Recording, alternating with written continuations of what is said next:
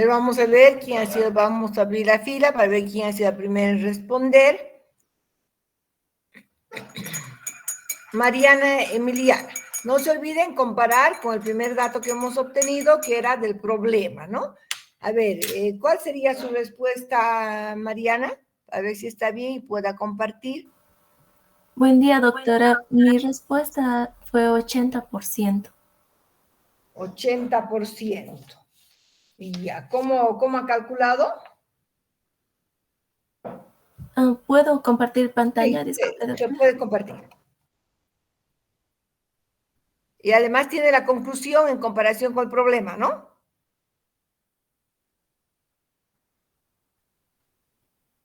Mariana. Disculpe, doctor. En comparación con el problema no lo anoté, pero puedo sacar la conclusión. Ya, pero me tiene que decir, tiene que estar todo completo para que pueda ganar los 2 puntos. ¿Sí? Entonces, al explicar, me va a decir la conclusión comparando con el problema que habíamos calculado conmigo. Entonces, voy a dejar de compartir y se va a compartir para explicar. Ya, ahora sí, puede explicar. Compartir y explicar.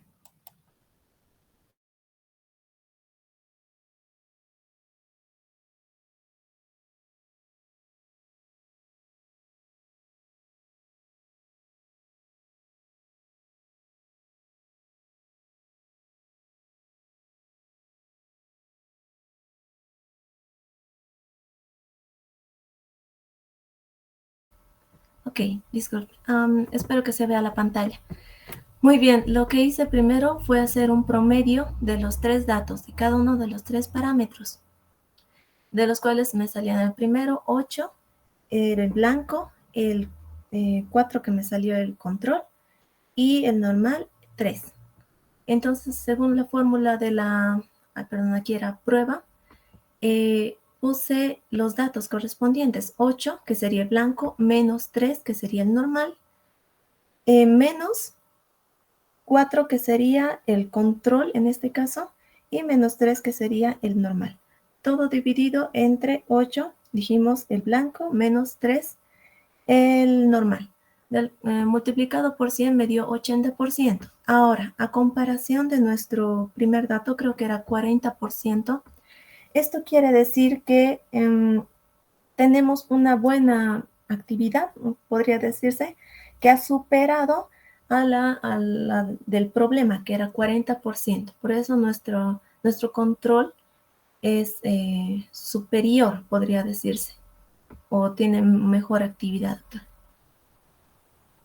Ya, está bien, pero el problema tendría una buena actividad en relación al control, porque el control es de referencia para poder comparar. Entonces al revés, sí.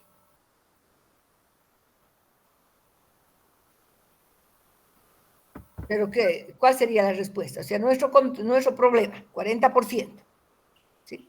¿Tiene buena actividad en relación al control, que tiene 80%? No sería. El control es superior a la del problema, entonces no habría buena actividad. Exacto. Entonces, lo que siempre esperamos, ¿está bien? Entonces, su apellido, por favor, Mariana. Emiliana Cáceres Altamirano, doctora. Cáceres, ya.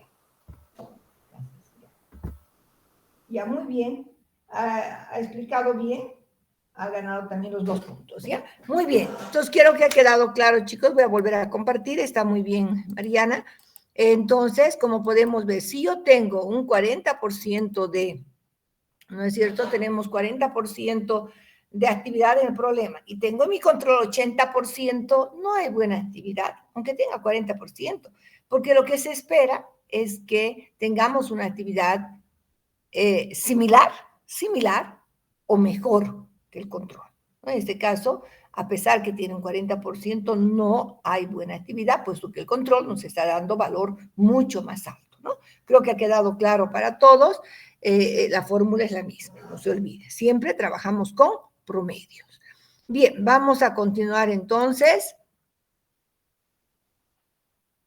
con otra técnica y vamos a hablar nosotros de la actividad, eso ya está el cálculo que ya lo hemos explicado, tenemos el dato, y hablaremos de la actividad analgésica. La actividad analgésica es bien interesante. ¿Cuál es el fundamento? La observación de los ratones o de las ratas, al administrar el estrato, permite demostrar la actividad analgésica con respecto a la estimulación del dolor por métodos bien definidos y estandarizados, como la prueba de la contorsión abdominal, el golpe de cola y la hornilla caliente, ¿no? Que se utiliza a los animalitos. ¿No les ha pasado alguna vez ustedes, no sé si alguna vez han andado sin calzados en el patio, ¿no ven? Otra vez de niños, y de pronto uno siente calor y comienza, no me estoy a saltar? O sea, alguna vez han estado en la arena caliente, ¿no? Ay, qué caliente, y comenzamos a saltar porque nos quema. Al quemarnos está produciendo dolor. Entonces, ¿qué hacemos? Comenzamos a saltar para no sentir el dolor, ¿no? Muy bien. Entonces, ese es un poco el fundamento de esta técnica. Provocamos dolor, ¿no? Pero con algo caliente se provoca el dolor en el animal. Entonces se utiliza, las técnicas más utilizadas son la prueba de inmersión de la cola, donde lo que hacemos es tomar a la rata, colocar su cola en agua, ¿ya? La tercera parte de la cola se coloca en agua a 51 grados centígrados. Esta temperatura de 51 grados le va a provocar molestia, dolor. Entonces va a comenzar a mover la cola, por eso se llama golpe de cola, ¿ya? Y el otro es la contorsión abdominal. A la rata se le da el peróxido de benzoilo y nosotros tenemos que mirar la parte del estómago, ¿no es cierto?, del abdomen, y tenemos que ver cuántas veces se contrae, porque cada contracción es un dolor para la ratita.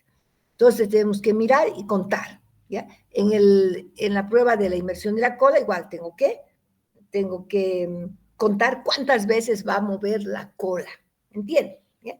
Entonces, ¿en qué consiste entonces el ensayo?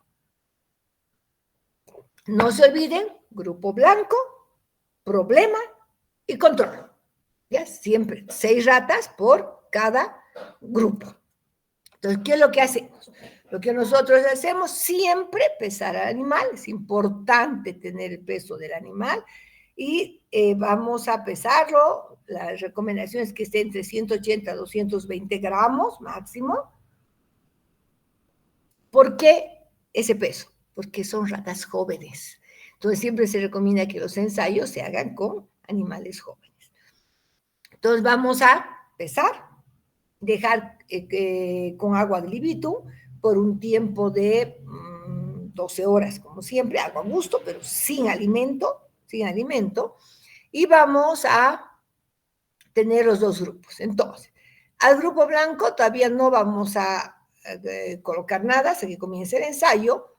Al grupo problema administramos el extracto media hora antes de colocar entonces la cola en agua caliente. Ahorita les voy a enseñar, tengo una imagen, y vamos a ver, y el grupo control, aquí vamos a administrar un medicamento analgésico, que puede ser un paracetamol, puede ser una aspirina, etcétera, ¿no? Bueno, vamos a colocar algún medicamento, entonces, con actividad analgésica. Después de media hora, ¿sí? Al blanco nada, o sea, no le he dado nada que le calme el dolor, ¿no? Nada. Entonces, después de media hora, lo que hacemos es colocar la cola de la rata en agua a 51 grados. No le vamos a cortar la cola, tenemos que agarrar al animalito de la manera que les voy a explicar.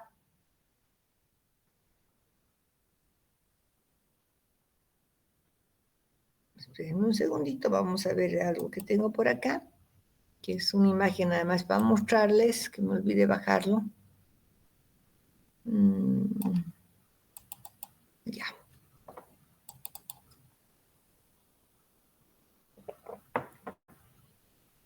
Ya. Miren, esto es de un curso que di hace algunos años atrás. Entonces, ahí está cómo se maneja la rata, ¿no? Cómo se agarra la rata, les enseña a manejar los animales ese año. Y aquí está. Me interesa esta imagen, ¿no? Esta es la ratita que estaba lista. Y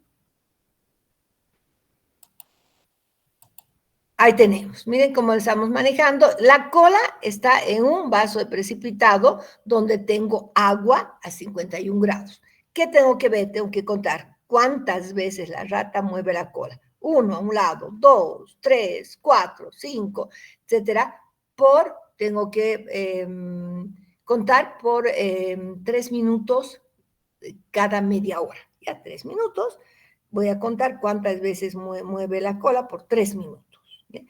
Media hora después, entonces haber administrado el extracto, 1 hora después, 1 hora y media después, y puedo hacer hasta 2 horas después, o 3, no hay problema, ¿ya? Pero aquí se cuenta cada media hora. Y tenemos cada vez el agua, hay que poner a 51 grados, y 3 minutos estar nosotros contando cuántas veces mueve la cola, ¿ya? Entonces, no se olvide, si el grupo blanco, seguramente el agua le va a provocar más dolor. Si mi extracto, la sustancia que estoy probando, tiene actividad analgésica, seguramente no le va a provocar tanto dolor el agua caliente y va a mover menos veces la cola. ¿Entienden? ¿Ya? Eso es. Entonces, para que tengan idea cómo entonces se coloca en el agua caliente. Bien, ahora vamos a salir de aquí y vamos a volver, ¿no? Bien, entonces, no se olviden, voy a hacer lo mismo. El blanco es va a ser mi dato para poder comparar, ¿sí? Ya no estoy compartiendo, ¿qué pasó? ¿Alguien ha levantado la mano? Sí, Sí, doctora. Dalia, Una pregunta, dime. doctora, si esta prueba, 1 hora, o cuánto tiempo tendríamos que hacer con lo de la cola de la rata? Bien, es decir, cada media hora. Después de que hemos administrado el extracto, media hora a los 90 minutos hasta los 180 minutos, ¿no? O sea, vamos a hacer 1 hora, hasta de 120 sería 2 horas, hasta 3 horas después, pero tenemos que hacer cada media hora, ¿ya? Y cada media hora observamos por 3 minutos. Ya, gracias, doctora. Ya, me entendieron, ¿ve? Ya, entonces, ahí estamos, ¿listo? Entonces, lo vamos a hacer media hora después, 1 hora después, 1 hora y media después y hasta 2 horas después o 3 horas después de haber administrado el extracto. ¿Entienden? ¿Bien? Porque igual queremos ver qué momento tendríamos una mejor actividad analgésica. Siempre se espera, recuerden, porque lo que tenemos que esperar, que las sustancias activas se encuentren en circulación. Y el cálculo es bien sencillo, es el mismo. Miren, el porcentaje de actividad analgésica es igual al número de veces que mueve la cola el grupo blanco, el número de veces menos el número de veces que mueve la cola del grupo problema sobre el número de veces que mueve la cola el blanco por 100. Y aquí tenemos un ejemplo. Supongamos que la ratita blanco, la rata 1, ha movido 50 veces a la media hora. El otro grupo ha movido, o la otra rata, 48 y la última 52. ¿Cuánto va a ser promedio? 50 más 48 más 52 dividido entre 3, el promedio es 50.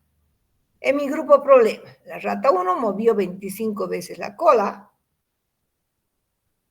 la rata 2 30 veces y la rata 3 35. Sumo, divido entre 3, mi promedio es 30. Lo único que hago es aplicar la fórmula, ¿no? 50 menos 30 dividido entre 50 por 100, aquí me da una actividad analgésica de un 40%.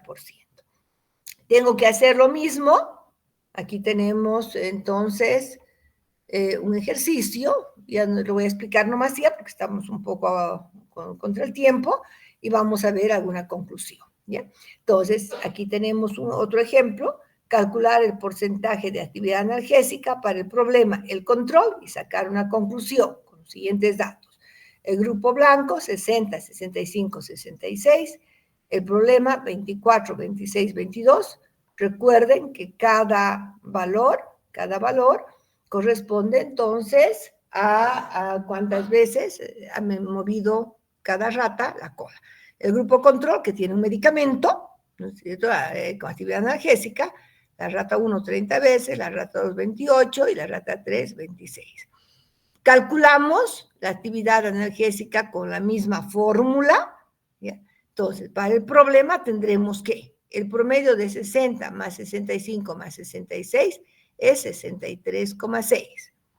El promedio del problema es 24, ¿no? Entonces, aquí tendríamos 63,6 menos 24, que sería el promedio del problema, sobre 63,6%. El problema me da un valor de 62,3%. El control, voy a tener el mismo blanco, 63,6. Este promedio del de las ratas me da 28 veces que hubiera movido la cola en promedio, sobre 63,6%, nos da una actividad de 56%. El control, 56% de actividad analgésica, y el problema, 62,3% de actividad analgésica. Pregunta, ¿cuál de los dos valores sería el mejor? ¿Y a qué conclusión podemos llegar en nuestra investigación del problema en relación al control? ¿Quién me puede decir?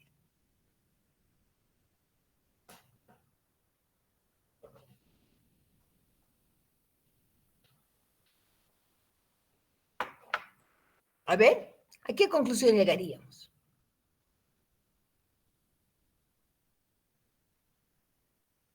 ¿Me están escuchando o no?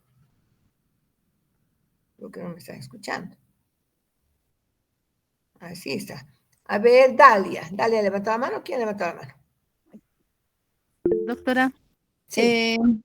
¿con cuánto de porcentaje tendría que acercarse para estar correcto? Porque esto sí es cercano de 62 y el otro se acerca, pero me preguntaba con cuánto, con 10 dígitos tendría que ser cercano al control el problema, o con cuánto de porcentaje tendría que ser. A ver, si esperamos que esté similar, ¿no es cierto? Mejor. Ya. Similar o mejor. ¿Cuán similar? Un 10%, que se acerque al control, ¿ya? Entonces, pero en este caso es un dato bien interesante, ¿no? Porque estamos viendo algo que se nota por los resultados, ¿no? Que yo quiero que ustedes lo analicen. A ver, Juana, ¿puede usted complementar? Sí, buenos días, doctora. En Muy el bien. control es donde hay mayor actividad analgésica. ¿Por qué? Porque mueve menos la cola.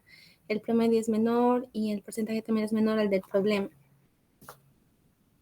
No, no, no. El problema tiene una actividad de 62,3% y el control tiene 56% de actividad analgésica. Entonces, ¿quién tiene más actividad analgésica? El problema, doctor. El problema. El ¿Qué problema problema? sería, doctor. El problema. Entonces, ¿qué puedo decir? Que tenemos un resultado muy bueno. ¿Por qué? Porque el problema está superando al medicamento de referencia. ¿Sí? No importa en cuánto. Si está igual, ya es bueno. Si está más alto, mucho mejor. ¿Ya? Entonces, nuestra conclusión es que podemos ver que tenemos una sustancia con buena actividad analgésica, puesto que tiene un valor superior al control. Ahora, la pregunta que me decía su compañera, mi control es mi referencia. ¿Cuánto necesito yo ver para poder decir que está bien? Si yo tuviera 56 aquí y tendría un dato de un 46% aquí, en lugar de 62, supongamos que es 46%, digo, se acerca, ¿sí? Se acerca. Claro que podemos hacer estadística calculando medias, más complicado, ¿ya? Pero tendríamos que hacer promedios de medias. Pero para tener una idea, más o menos sale que un 10%. Si yo tuviera 56 y mi problema me da un 46%, es decir, ya, se acerca porque hay una diferencia de solo un 10%, ¿no? Hay actividad cercana al control, ¿ya? Pero en este caso específico tenemos un resultado muy bueno, porque el valor encontrado en el problema ha superado a la actividad analgésica del medicamento de referencia, que es el control. ¿Listo? Eso es importante. Bien, vamos a la siguiente. ¿Quedó bien, Dalia, la explicación? Porque me preguntó esto. Sí, doctora. Ya, vamos a la última técnica, que es la actividad gastroprotectora. ¿Ya? La actividad gastroprotectora, y aquí vamos a ver entonces que la administración de una sola dosis de etanol absoluto, si el vaciado del estómago es absoluto, total, produce una serie de lesiones que ocupan del 30 a 40% de la superficie total de la mucosa gástrica. Nuevamente, miren, ¿qué es lo que nosotros hacemos? Vamos a producir úlceras dándole etanol absoluto a la rata. ¿Ya? Entonces vamos a darle etanol también por sonda orogástrica, y ese etanol le va a quemar la mucosa y le va a producir úlceras. Entonces, ¿qué tenemos que hacer? Como siempre, nosotros vamos a, primero, vamos a tener, no se olviden, grupo blanco, grupo problema, grupo control. Se les deja en ayunas por 12 horas y con agua ad libitum, ¿no? En ese tiempo. Tenemos 3 grupos, entonces, primero se va a administrar el extracto, como, no sé, tengo aquí al lado, no. Entonces, vamos a poner aquí, voy a anotar con amarillo, mi grupo blanco, problema y control. ¿Listo? Bueno, al grupo blanco todavía nada. Al problema nosotros primero le vamos a dar el extracto. ¿En qué concentración hemos recomendado para comenzar? ¿En qué concentración? ¿Se acuerdan que les he dicho? Y eso va a ser pregunta de examen. ¿Cuál era la concentración? 500 miligramos por kilogramo de peso. Perfecto. Vamos a comenzar con 500 miligramos por kilogramo de peso. Máximo podemos llegar hasta 1000 miligramos por kilogramo de peso. A las 6 ratas del grupo problema le voy a administrar extracto en la concentración de 500 miligramos por kilogramo de peso. Al control voy a dar un omeprazol, supongamos, algún medicamento con actividad gastroprotectora. Y después de una hora, vamos a esperar una hora, y les vamos a administrar a todas las ratitas, les vamos a administrar etanol absoluto, ¿ya? ¿Qué cuánto? 1 mililitro por cada 100 gramos de peso. Si la rata pesa 200 gramos, le voy a dar 12 ml, ¿ya? Bien, y vamos a esperar unas 2-3 horas, ¿listo? Unas 2-3 horas, y tenemos que matar a la rata. A toditas las tenemos que matar. ¿Ya? ¿Cómo? No les voy a golpear la cabeza, ¿no? Con cloroformo. ¿Ya? Con cloroformo, y después se hace una disección y se saca el estómago. Sacamos el estómago, lo lavamos, lavamos el estómago y hacemos un extendido de cada uno de los estómagos. Aquí hay que sacrificar al animal, ¿ya? Lastimosamente, sacrificar al animal, contar y medir las lesiones producidas por el agente ulcerogénico frente al grupo blanco, al cual solo se le ha administrado, no se olviden, este grupo blanco, solo etanol, ¿no? Entonces, el etanol le va a provocar al grupo blanco la máxima cantidad de heridas, ¿no? Así como estamos viendo, heridas, sangrantes. Entonces, ¿qué se hace? Aquí tengo que medir superficie dañada. ¿Cómo se mide una superficie dañada? Por área. ¿Cómo se mide el área? Midiendo el largo y el ancho de cada lesión. Ancho y largo de cada lesión. ¿Sí? Entonces tengo que sacar del grupo blanco, ¿no es cierto?, del grupo problema y del grupo control. ¿Sí? Todo lo que yo mido es área. ¿Me han entendido? Ahora, la fórmula es bien sencilla.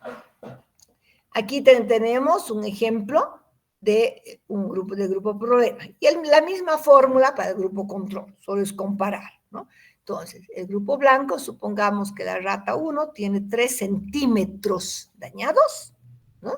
3 centímetros cuadrados, la rata 2, 2.6, y la rata 3, 2. Entonces, yo sumo 3 más 2,6 más 2 dividido entre 3 nos va a dar 2,53 centímetros cuadrados, ¿no? El grupo blanco.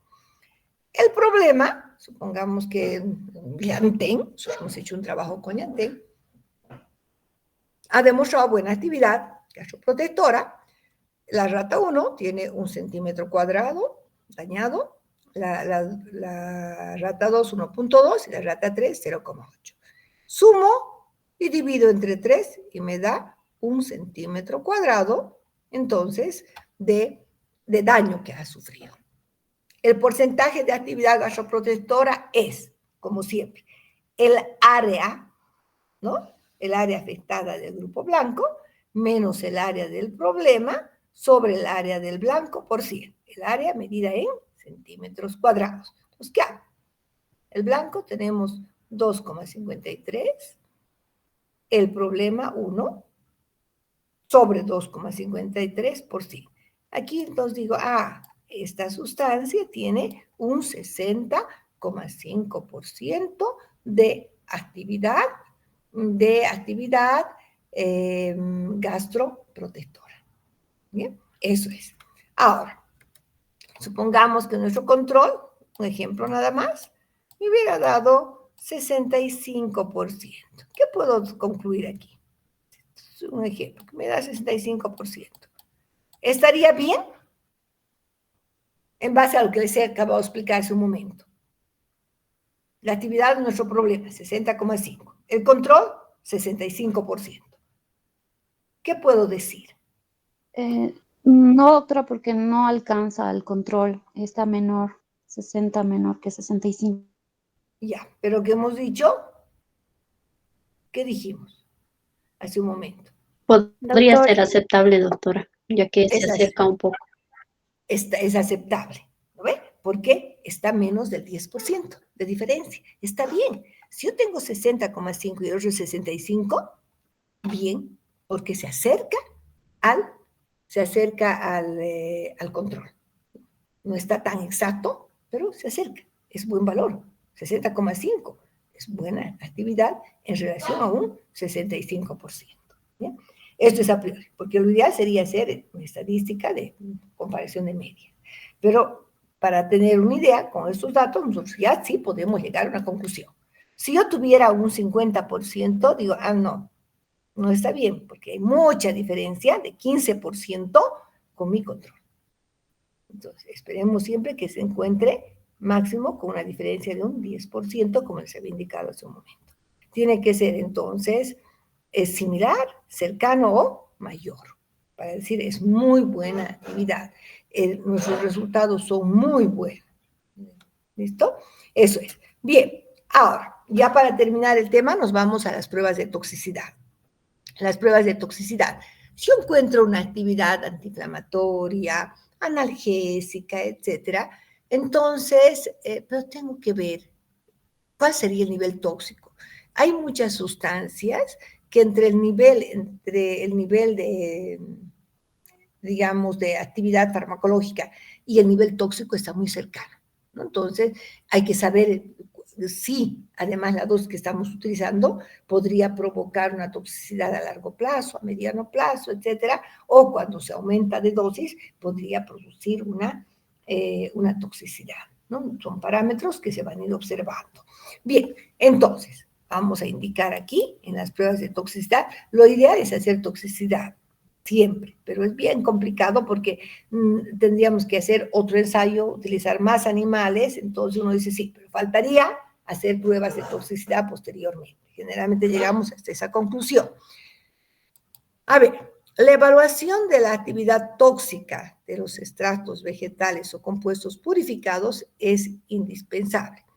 Los principales objetivos de evaluar una toxicidad son definir la toxicidad intrínseca de una planta, identificar los órganos que podrían ser afectados, los órganos blancos, nos permitiría seleccionar dosis para estudios prolongados o diagnosticar los efectos de una dosis sobreaguda. ¿Bien? Esos son los objetivos de hacer ensayos de toxicidad. Los ensayos de toxicidad que se realizan son toxicidad aguda, toxicidad subcrónica y toxicidad crónica. En el caso de la toxicidad aguda, se hace con una sola toma, ¿ya? Deben probarse 2 vías, ¿no? Puede ser también una, ¿no? Puede ser por vía oral, ¿no? Si yo estoy trabajando con una sustancia que va a ser de uso oral. 2 vías, 3 dosis y ambos sexos. Entonces, nosotros podemos trabajar. Normalmente, si yo he visto con mi ensayo con 0,5, la ratita ha estado bien, entonces puedo dejar este valor y puedo comenzar 1 gramo, ¿sí? 1 gramo por kilogramo de peso, 2 gramos por kilogramo de peso, 3 gramos por kilogramo de peso, etc. Puedo comenzar con esas 3 dosis, ¿ya? Entonces, se le administra a la rata y hay que ver si con 1 gramo muere o no muere, con 2 gramos qué es lo que ocurre, y de pronto tal vez muera con 3 gramos o no. Lo que hacemos es determinar la dosis letal media con análisis de probabilidad y lo que vamos a observar en el tiempo. No ha muerto el animalito, pero una semana voy a observar su comportamiento. Voy a ver si digamos, está con poca movilidad, o tiene micción, o tiene diarrea, o tiene lagrimeo, ¿no? O se hacen unos ensayos de aprehensión también para ver si no ha perdido la capacidad de agarrar las cosas. Es toda una tabla y unos ensayos que se hacen. Se lo observa durante una semana. Después de la semana se mata al animal y se observa si algún órgano ha sido afectado. ¿Ya?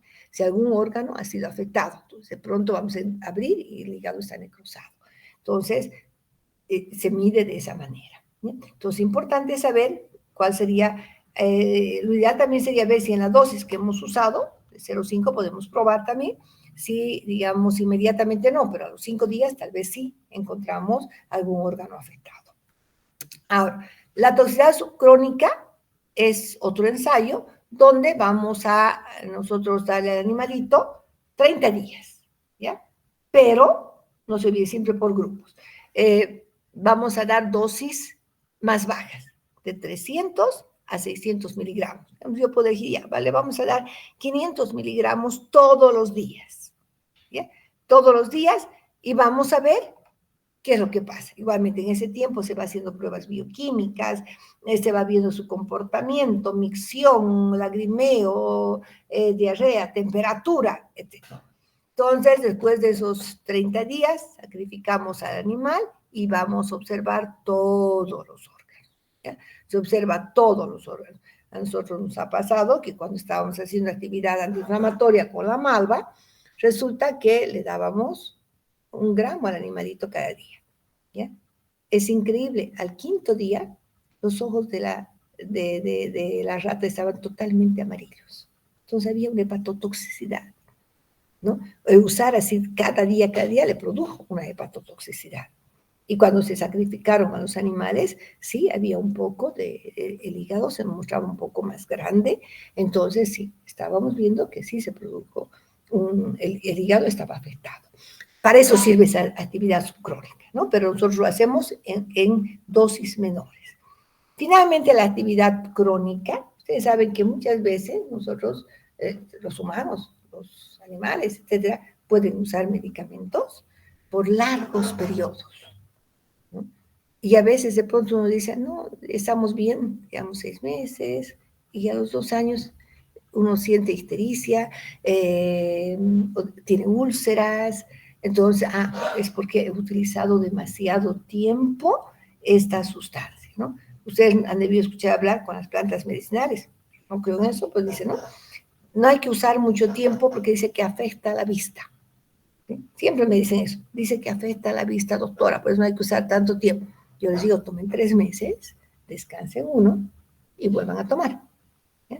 Porque hay que darle un tiempo al cuerpo de recuperación, siempre.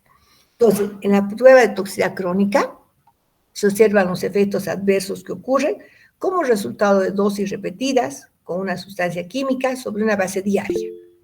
Exposición a la sustancia química durante la mayor parte de la vida de un organismo. Entonces podemos darle 1 año, 2 años al animalito, ¿no? O 6 meses. una cantidad, digamos, todos los días, 500 miligramos, etc. En algunos ensayos dicen, hay que darle todo un año, pero solamente 7 días de cada mes. 7 días, descansamos 7 días, 7 días, y en todo ese periodo vamos viendo cómo están sus parámetros bioquímicos, todo lo que les he indicado, temperatura, micción, etcétera, ¿no? Para hacer un control bioquímico también de su bioquímico y además físico, etcétera, del comportamiento del animal. Y al cabo de ese tiempo se sacrifica el animal y nuevamente se examinan los órganos. ¿Qué es lo que se busca entonces? Antes, los objetivos de la toxicidad crónica son conocer los efectos a largo plazo, determinar la dosis sin efecto adverso observado, identificar los órganos diana, los órganos blanco, podemos detectar la posible reversibilidad de los efectos, por eso se descansa, ¿no? 7 días, descansamos, 7 días, descansamos, a ver si los efectos van a cambiar o no en este tiempo. Y determinar los efectos acumulativos, ¿no? Muchas veces utilizamos un producto mucho tiempo, un medicamento, y después recién viene el efecto de haber consumido tanto tiempo un determinado medicamento. Bien, entonces, ¿cuál es la importancia de la toxicidad? Tenemos que demostrar que la planta o extracto no debe presentar toxicidad en la dosis terapéutica. Si yo encontrar una actividad 500 miligramos por kilogramo de peso, ¿no?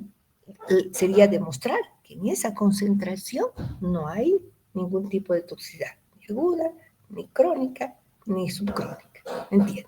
¿Ya? Bien, había alguien que quiere preguntar, hasta aquí vamos a haber terminado este tema. Voy a un minutito, por favor. Sí, voy a ver quién me está preguntando, déjame un segundito. Ahora sí, ¿quién era?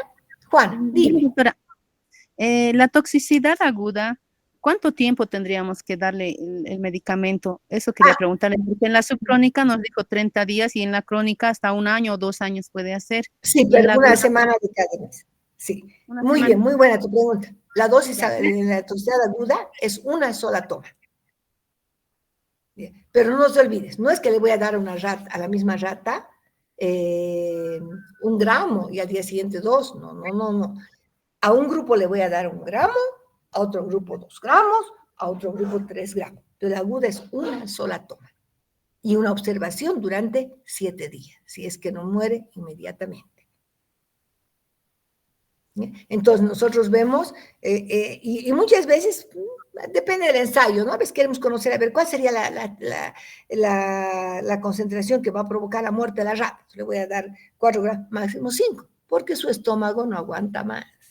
¿Ya? Yo me acuerdo, hicimos un año una actividad de salvo de hace unos 15 años atrás con un estudiante brasileño, una linda tesis hizo, con la actividad analgésica, y hicimos toxicidad aguda. Le dimos 1 gramo, 2 gramos, hasta 5, pero con 5 gramos el estómago de la ratita era una bolita, o sea, era mucha dosis, ¿no? De 5 gramos. Pero era increíble, que ni con los 5 gramos murió la rata, ¿no? Entonces, era excelente, pues no tenía una toxicidad aguda. Pero en la respuesta, la toxicidad aguda es una sola toma, ¿ya? Entonces, una sola toma, pero en grupos. Digamos, un grupo le voy a dar 1 gramo, al otro grupo 2, al otro grupo 3, etc. En la subcrónica le voy a dar 1 mes, pero concentraciones bajas, entre 300 a 600 miligramos. En la crónica, 1 año o 2, pero de acuerdo al protocolo. A veces se le da 7 días de cada mes, 7 días de cada mes, 7 días de cada mes, ¿no? Pero durante periodos prolongados. ¿Ha quedado claro, chicos? Sí, doctora, gracias. Ya, muy bien. Ahora, tenemos las 8 menos cuarto. A ver, escúchenme. Voy a pasar al tema 4, pero cuando sea más o menos las 9:10, ¿ya? No, pasamos clases hasta las 9:10, ¿no ve? Cuando sea 9 menos 10, menos 20, les voy a explicar rápidamente la relación entre metabolismo primario y secundario. Eso solamente para aclararles, porque después vamos a retomar con calma, ¿no? Antes, como ahora hay un buen número de personas, recuerden que la siguiente clase nos vamos a ver en la facultad, pero 7:30 nomás. A nuestra clase era de 7:30, ¿no? Pero nos vamos a ver a las 7:30, ¿sí? Porque después de ese día va a ser para resolver el cuestionario, ¿no? Y el siguiente martes, que va a ser 6 de mayo, si no me equivoco, ya vamos a terminar la materia para el avance, ¿cierto? Toda la materia que tenemos que debemos terminar para el examen, puesto que el examen va a ser el día 12 de mayo, ¿ya? Que quede claro. Entonces, tengo que avanzar ahora el tema número 4, valoración química. ¿Ya? Bien, en la valoración química, ¿se acuerdan? Hemos visto valoración microscópica, valoración macroscópica, valoración biológica de la actividad, y ahora vamos a ver la valoración química y física de drogas naturales. Este capítulo es una generalidad digamos, de la valoración que se puede hacer, ¿sí? Porque después las pruebas específicas lo vamos a ir viendo grupo por grupo de cada metabolito secundario. ¿Sí? ¿Para qué se realiza la valoración química y física de las drogas naturales? Los métodos físicos y químicos son utilizados para la evaluación de las drogas, nos sirve para identificar a las drogas y para establecer también su pureza, ¿ya? En función a las pruebas físicas y químicas que vamos a realizar. Un índice de refracción, que es una prueba física, me permite, por ejemplo, ver el grado de pureza de una sustancia. ¿Cuáles son los procesos que vamos a utilizar en la evaluación química? Lo primero voy a mencionar, tengo que hacer una extracción, puedo hacer una separación o aislamiento, dependiendo hasta dónde quiero llegar. Voy a hacer identificación, que no es el punto 3, la identificación puede estar en cualquier momento. Puedo purificar mi sustancia, porque recuerden que puedo utilizar una sustancia, un extracto, una fracción o una sustancia pura, ¿ya? Puedo determinar algunas características, ¿ya? Esos serían los 5 puntos que puede abarcar una valoración química. Entonces vamos a comenzar por la extracción. Esto ya lo hemos visto, ¿no? Y es lo que estamos haciendo ahora en la práctica. Mañana, bueno, ayer hemos avanzado ya con el grupo, ¿no es cierto? Con el grupo 3 y 1 hemos visto la extracción. Bueno, dentro de la extracción, para poder extraer, ¿no es cierto? Obtener un extracto, que sería el extracto con el que puedo hacer pruebas químicas, utilizar para medicamentos, etcétera, voy a utilizar técnicas como la maceración, percolación, reflujo, Soxhlet. Puedo realizar un arrastre de vapor para poder obtener aceites esenciales, puedo utilizar infusión o decocción, ¿no? Para extraer sustancias activas. Recuerden que dentro de estas técnicas, la maceración es un método que nos permite obtener los componentes por solubilización en el solvente. Los solventes que puedo utilizar son etanol al 96%, etanol al 70%, al 50%, puedo utilizar metanol también, si voy a hacer pruebas químicas, no para consumo. Una vez que hemos macerado, vamos a proceder a filtrar para obtener una solución y luego pasar a la evaporación y poder cuantificar la cantidad de extracto que vamos a obtener.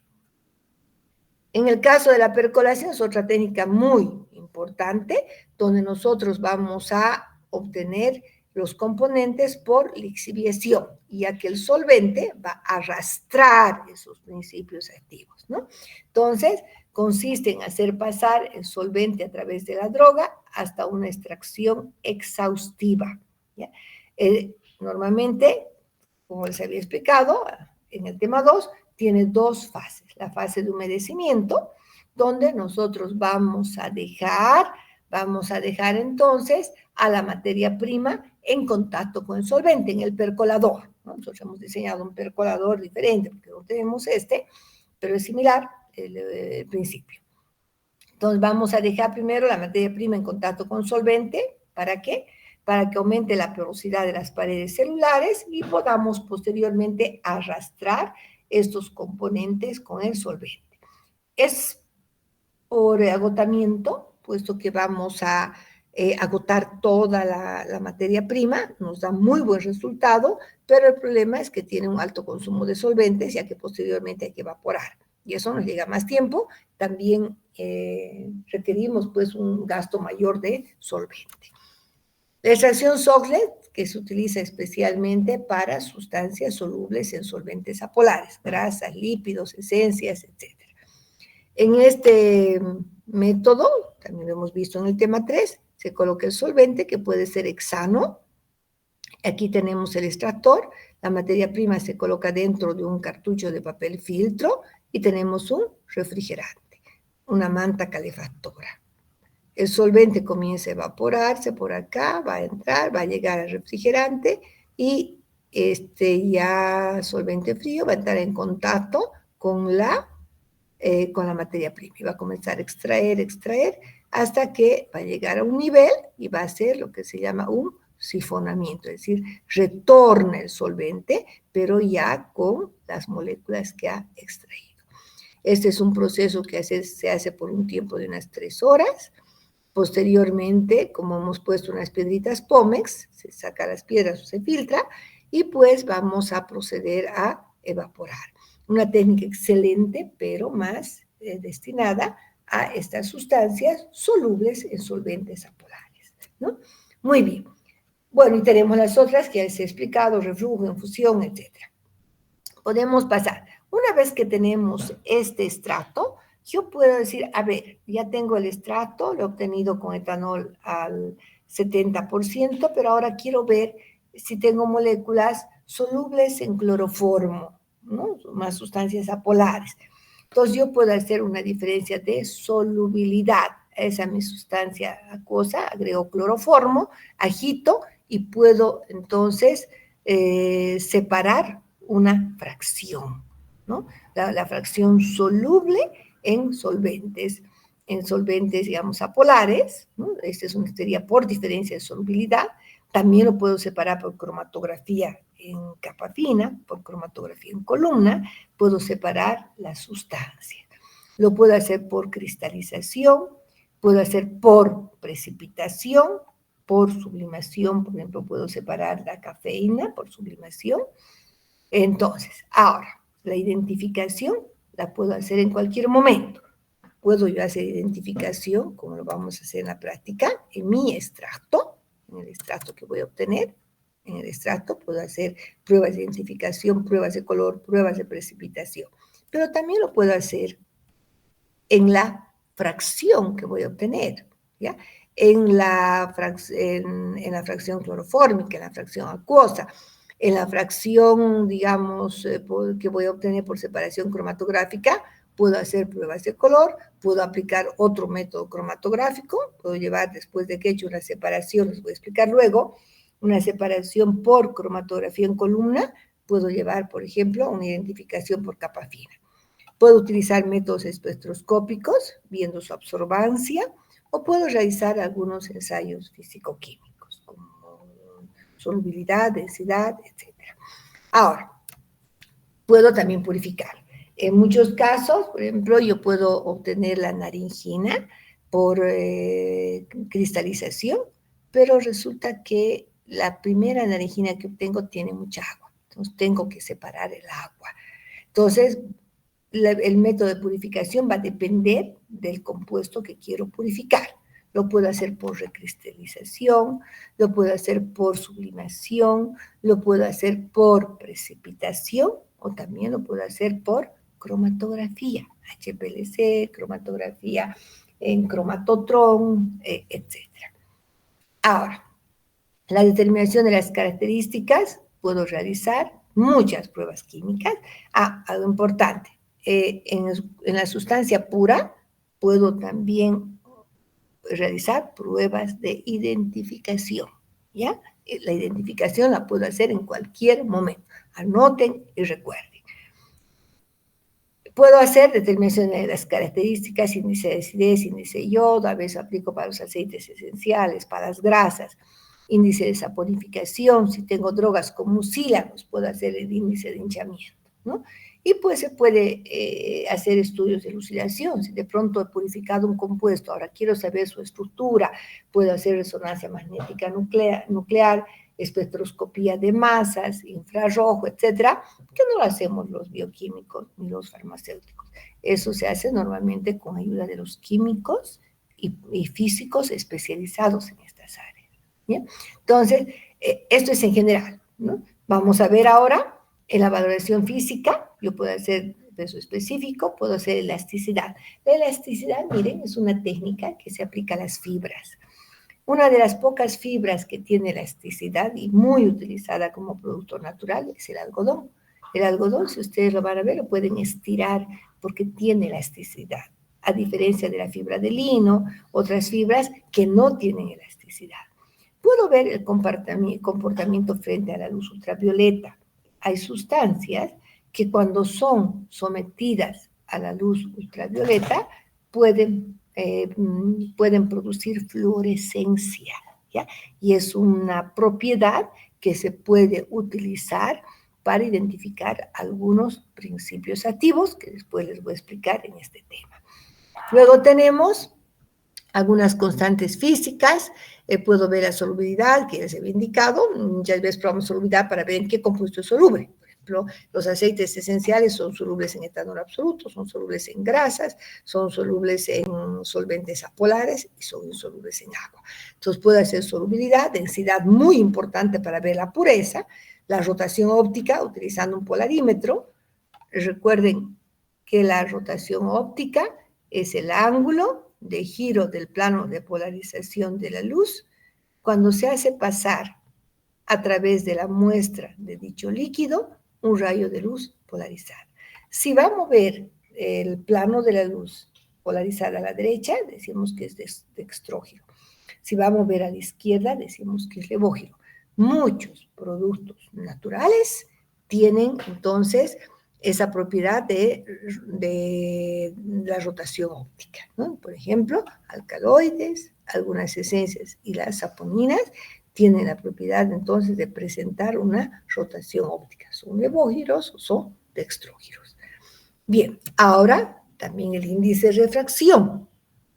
Lo definimos como la relación entre la velocidad de la luz en el aire y la velocidad de la luz en la sustancia.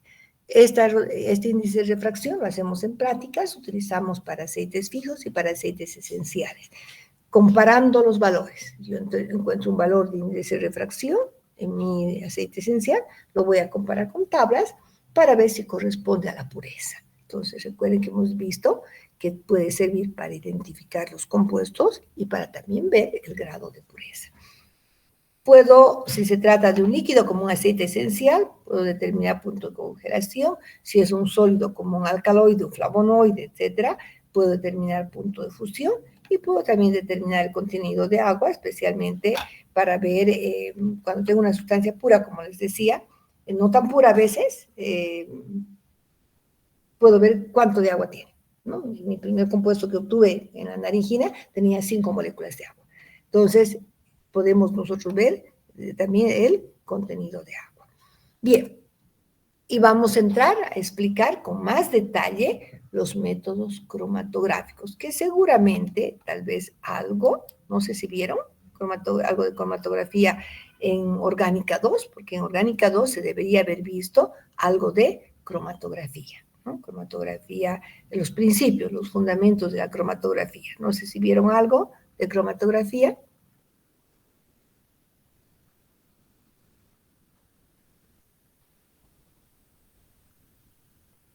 ¿Vieron o no, chicos?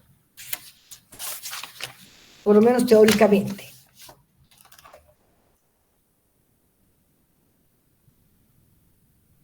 ¿No han visto? Pero díganme sí o no, nada más. No me están escuchando. A ver, no creo que no hay nadie en la aula. Doctora, según recuerdo, no hemos llegado. Ya, está bien. Eso nada más quiero saber, nada más. No se preocupe. Entonces, vamos a ver entonces lo que es la cromatografía. ¿Ya? Entonces, que aquí tenemos una definición muy bonita de lo que es cromatografía y vamos a ver qué es un método de análisis, ¿ya? Por el cual el flujo de un disolvente o un gas favorece la separación de sustancias por migración diferencial, a partir de una estrecha zona inicial en un medio absorbente o poroso. Todo método cromatográfico tiene dos componentes: la fase estacionaria, que es el medio absorbente o poroso, ¿ya? Y la fase móvil, que es el eluente, ¿ya? Entonces, tenemos, ¿por qué decimos, dice, es un método que favorece la separación de sustancias por migración diferencial? Nosotros utilizamos, por ejemplo, una placa con sílica donde las sustancias se van a ir separando por migración diferencial gracias a un eluente. El eluente puede ser un líquido o puede ser un líquido, puede ser un gas. ¿Okay?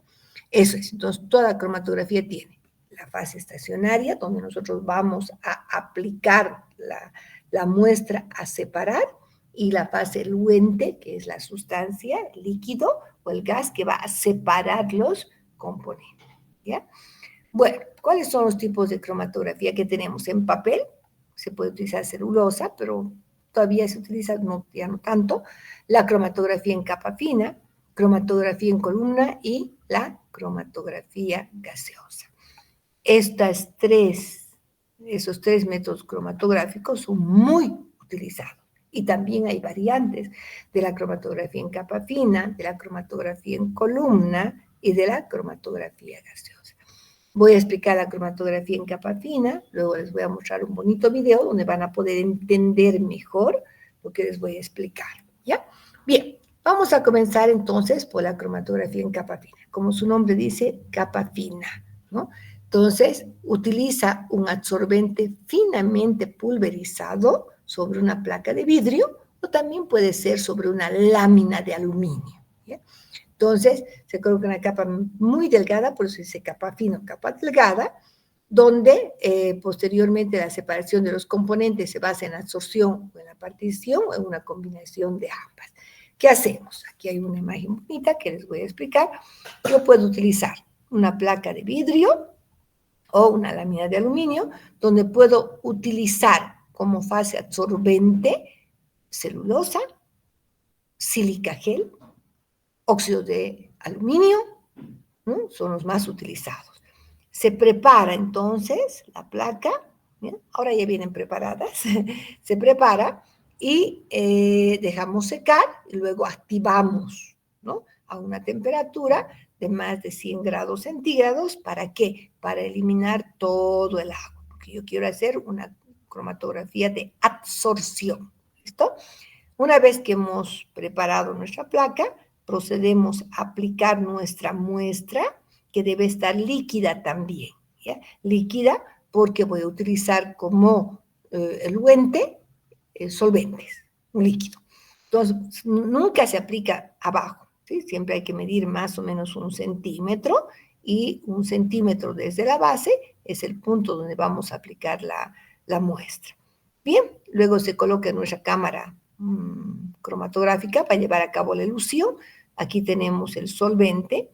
El solvente tiene que estar siempre por debajo del punto donde hemos aplicado la muestra. Estos solventes son generalmente una mezcla de solventes.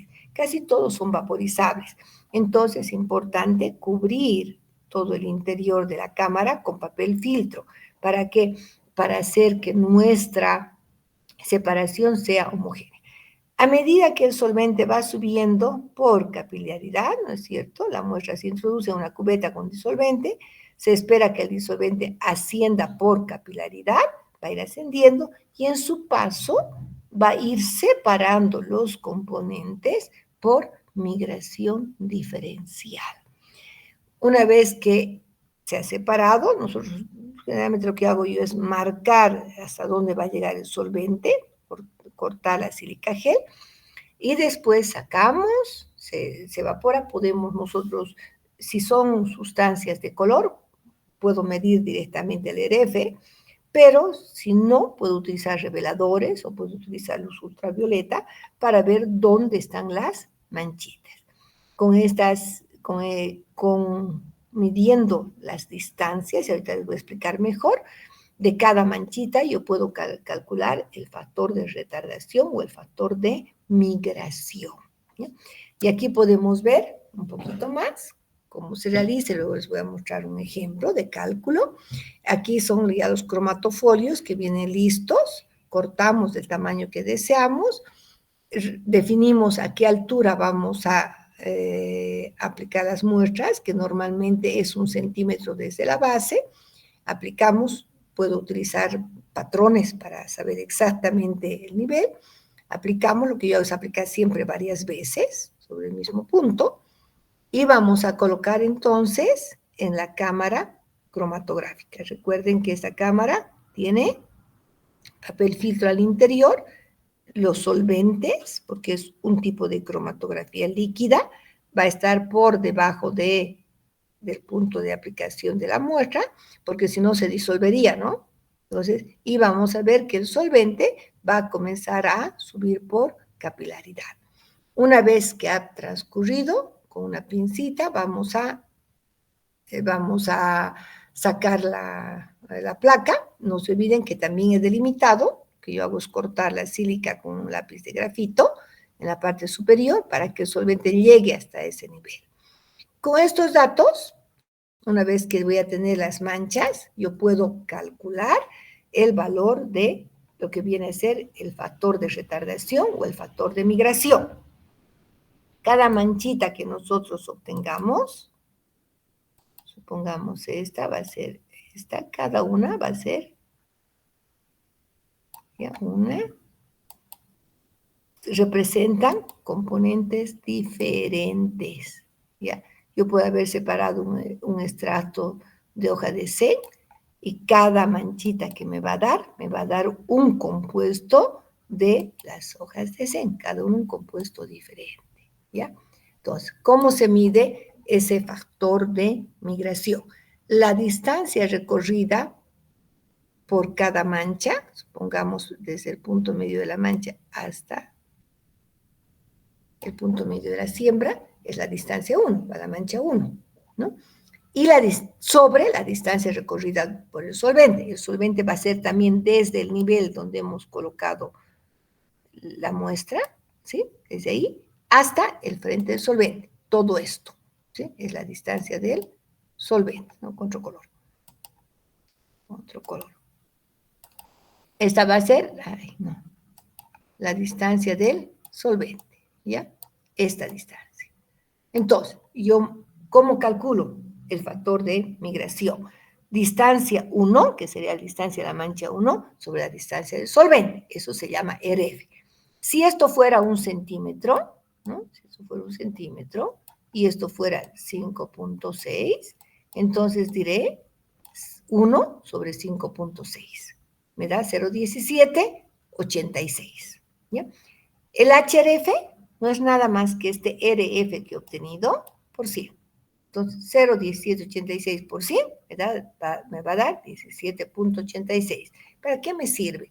Yo puedo comparar con datos de tablas siempre y cuando hemos llevado a cabo la cromatografía en las mismas condiciones, ¿sí? Con los mismos solventes, con el mismo eluente, etc.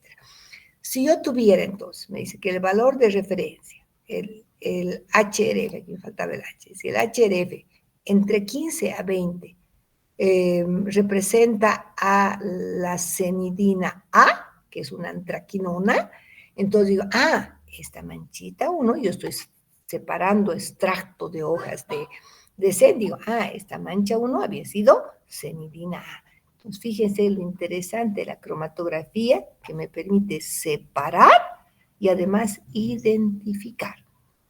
La mancha 2 será 2.3, ¿no? Pero ¿desde dónde voy a medir? Desde siempre el punto de aplicación de la muestra hasta el punto medio, no me sale tan rectito, hasta el punto medio de la segunda mancha.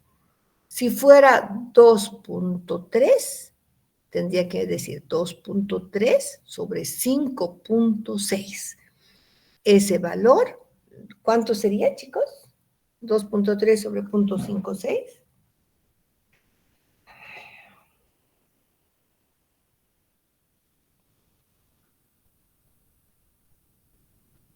nos va a dar 0.41. ya por 100, 41, ¿no? Muy bien, 41. Y ese 41 va a corresponder seguramente a la cenidina D, que es otra antraquinona que está presente, ¿no es cierto? Para eso yo tengo mis tablas de la farmacopea, que está presente en la hoja de C. Fíjense qué interesante. Entonces, la cromatografía me permite no solamente decir, son antraquinonas, sino me permite decir exactamente qué antraquinona tengo, ¿no? Y esa es una gran ventaja que tiene. Ahora, para que ustedes puedan entender un poco más esta parte, les voy a, luego vendría la cromatografía en columna. Lo que voy a hacer es mostrarles los dos videos, primero el de cromatografía en capa fina, luego el de columna, y voy a volver a explicar luego el de columna para que quede claro. ¿Ya? Esperen un segundo, por favor.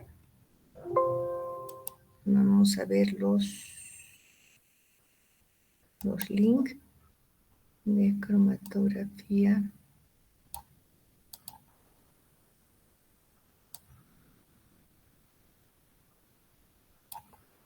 En capa fina, es muy bonito, luego veremos en columna. Ya, voy a compartir, entonces tengo que dejar yo de compartir, les voy a mostrar, esperen, vamos a ver un poquito de volumen. Ya, les mostraré los dos videos, van a anotar, por favor, lo que consideren más importante.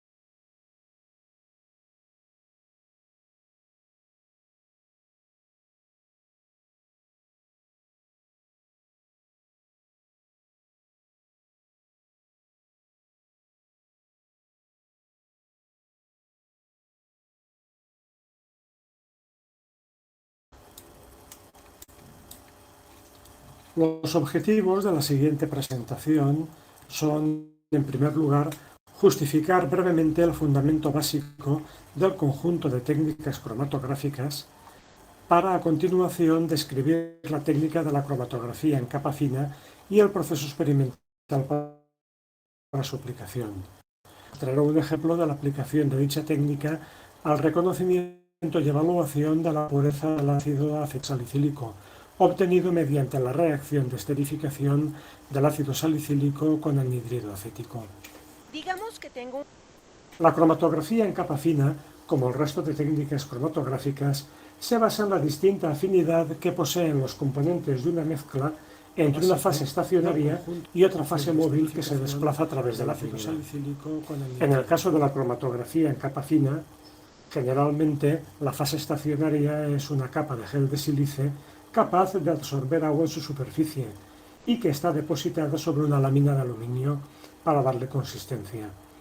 La fase móvil o eluyente suele ser una mezcla de disolventes que asciende por capilaridad a través de la fase estacionaria, arrastrando más o menos velozmente cada componente en función de su mayor o menor afinidad por la fase estacionaria o por la fase móvil. Esta mayor o menor afinidad va a venir dada eventualmente por la relación entre la polaridad de las moléculas que componen la mezcla y la polaridad del eluyente, ya que siendo la fase estacionaria una fase claramente polar, podremos obtener distintas separaciones jugando con la polaridad del eluyente.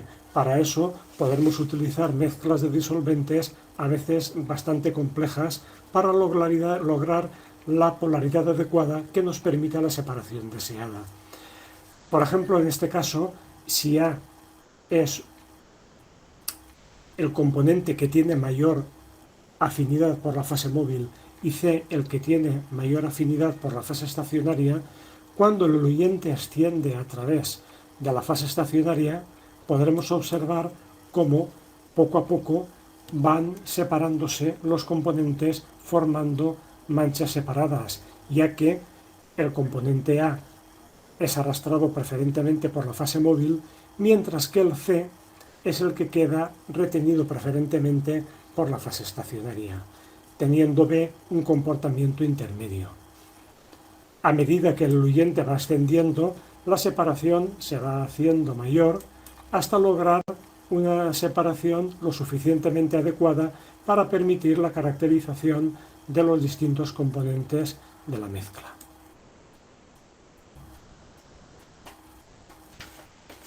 Para aplicar esta técnica, en primer lugar se corta la placa cuidadosamente en función de la cubeta cromatográfica que se vaya a utilizar, teniendo en cuenta lógicamente su tamaño, y también deberemos considerar el número de manchas que tengamos que desarrollar.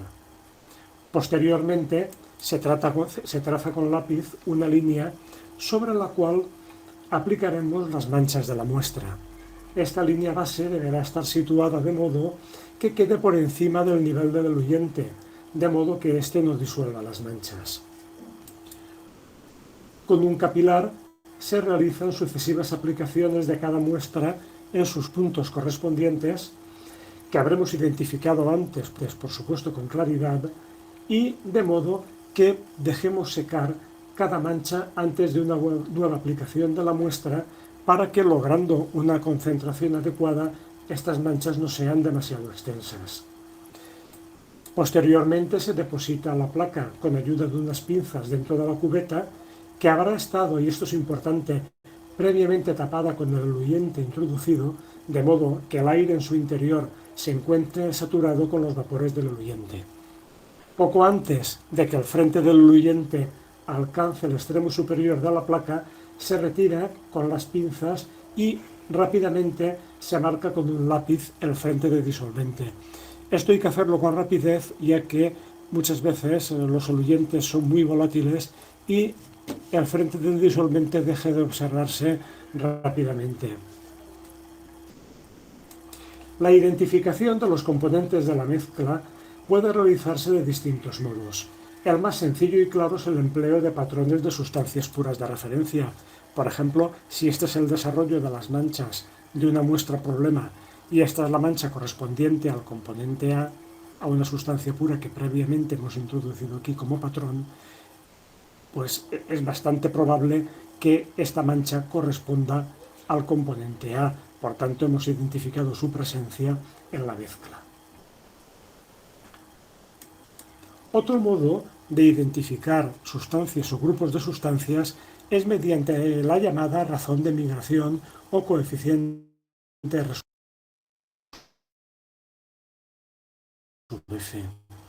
Se define como el cociente entre la distancia entre una determinada mancha y la línea base y el recorrido total del eluyente. En este caso, por ejemplo, B partido por A sería la razón de migración o coeficiente RSV de esta mancha.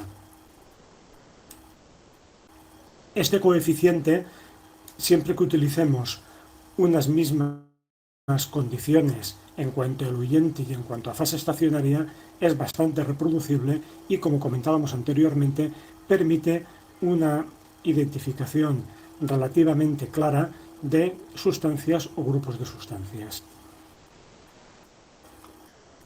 Es importante precisar que muchas veces las manchas son poco visibles a la luz ordinaria, pero lo son bajo la luz ultravioleta, bien porque contengan sustancias fluorescentes o bien porque la propia capa tiene una sustancia fluorescente que emite una luz de color verdoso, y de esa manera los distintos componentes de la mezcla, como veremos posteriormente, pueden apreciarse como manchas oscuras.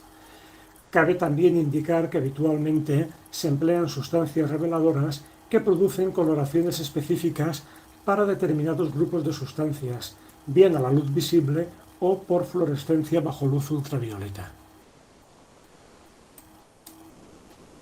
En este ejemplo podemos observar el desarrollo de un problema que consiste en el producto obtenido tras la síntesis del ácido acetilsalicílico. podemos observar aquí la mancha problema junto con la mancha correspondiente a un patrón de ácido acetil salicílico puro y un patrón de ácido salicílico que es la impureza que probablemente pueda estar presente en dicho producto. Podemos observar entonces cómo a la misma altura del patrón de ácido acetil salicílico tenemos la mancha de la muestra problema y aquí a la altura del ácido salicílico no tenemos ninguna mancha. Luego, por tanto, podemos considerar que el producto obtenido es ácido acetil salicílico de una pureza elevada. Si aquí hubiéramos obtenido otra mancha, podríamos entonces considerar que había una impureza importante de ácido salicílico. Así pues, en esta presentación hemos explicado los principios básicos de la cromatografía en capa fina. Como ejemplo representativo de las técnicas cromatográficas,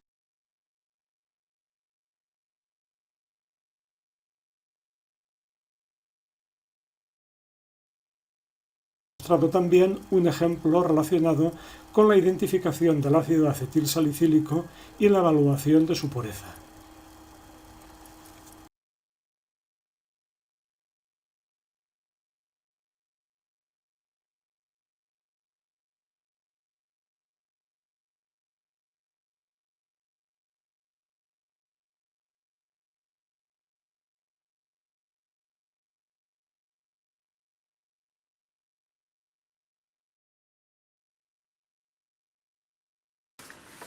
La cromatografía en columna es una de las técnicas de separación más utilizadas en química orgánica, pues permite separar y purificar cantidades apreciables de compuestos presentes en una mezcla.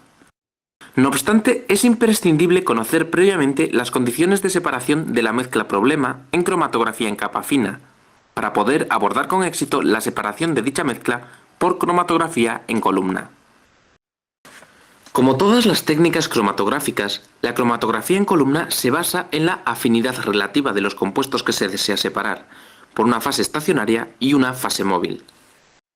Las fases estacionarias, también llamadas adsorbentes, más comunes en cromatografía en columna son la gel de sílice y la alúmina. La fase móvil, también llamada eluyente, puede ser agua o cualquier disolvente adecuado a la polaridad de los componentes de la mezcla que se desea separar, aunque es habitual utilizar una mezcla de disolventes. La cromatografía en columna comienza por la colocación de la columna, cuyo tamaño debe ser adecuado a la cantidad de mezcla que se desea separar, en un soporte vertical. La columna se situará a una altura tal que permita la colocación de un matraz Erlenmeyer inmediatamente debajo de ella. El operador debe asegurarse de que la llave de la columna está suficientemente apretada para evitar fugas de líquido una vez llena, pero su giro se puede realizar empleando una sola mano. A continuación se toma una pequeña porción de lana de vidrio o algodón y se le da forma de galleta. Nunca debe compactarse en forma de bola, ya que impediría el paso del eluyente. La galleta se deja caer en la columna, situándola en la parte del estrechamiento con ayuda de una varilla de vidrio larga. En ningún caso debe introducirse dentro del estrechamiento de la columna, ni mucho menos en el orificio de la llave. Una vez situada la galleta, se coloca con ayuda del embudo de sólidos una pequeña cantidad de arena de mar, de manera que su altura llegue desde el estrechamiento a la parte de la columna de máximo diámetro. Típicamente esta distancia es de unos 10-12 milímetros. Lograremos así que la fase estacionaria salga por la parte inferior de la columna a través del algodón, al tiempo que favorece el proceso de compactación de la misma.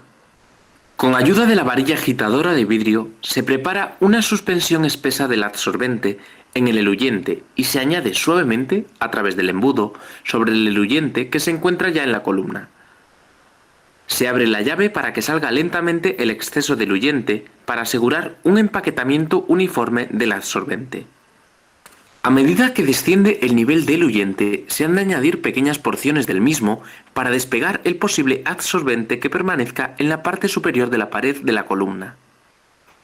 Es crucial que el adsorbente que se va empaquetando en la columna nunca se quede seco, ya que se crearían canales y burbujas de aire en el lecho, provocando una pobre separación de la mezcla de compuestos. Una vez que todo el adsorbente está empaquetado en la columna y cubierto por el eluyente, se añade cuidadosamente, a través del embudo de sólidos, arena de mar hasta que alcanza aproximadamente 1 centímetro de altura sobre el adsorbente. Con ayuda de la pipeta y el aspirador de pipetas se deposita la mezcla de compuestos en la parte superior de la fase estacionaria, teniendo gran cuidado de no crear cráteres en el adsorbente ni salpicar las paredes de la columna de vidrio con la mezcla de compuestos que se desea separar. Una vez depositada la mezcla sobre el adsorbente, se abre la llave para que ésta penetre en la lúmina y se cierra en cuanto el nivel de la mezcla de colorantes alcanza la interfaz entre la arena y la parte superior del adsorbente. Se limpia la pipeta y se añade una porción de eluyente igual al volumen de mezcla de colorantes que se colocó anteriormente en la columna. Y se abre la llave de la columna, dejando que el nivel de agua descienda hasta la interfaz arena-adsorbente, prestando atención a que nunca se seque el adsorbente. Hay que repetir la operación añadiendo pequeñas porciones de eluyente 3 o 4 veces para asegurarse de que la mezcla de colorantes queda absorbida en el interior de la columna de alúmina. Una vez absorbida la mezcla de compuestos que se desea separar, se llena la columna con el eluyente. Para ello se comienza nuevamente depositando pequeñas porciones del mismo con ayuda de la pipeta, sin perturbar la parte superior del adsorbente.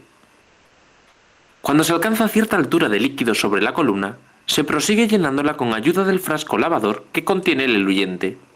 Una vez llena, se abre la llave y se empieza a recoger el eluyente en un matraz Erlenmeyer etiquetado con el número 0.